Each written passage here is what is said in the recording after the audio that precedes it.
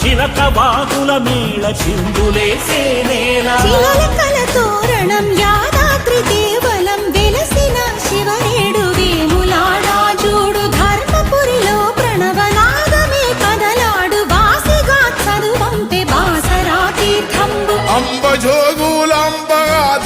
పీఠంబు అల్లంపురము తొలి నరుల నివాసంబు సమ్మక్క సారలమ్మ తెలంగాణ రుద్రమ్మ రుధిర జన్మ భద్రాద్రి రామ సీతం తెలంగాణ గోల్కొండ గొప్ప చరితం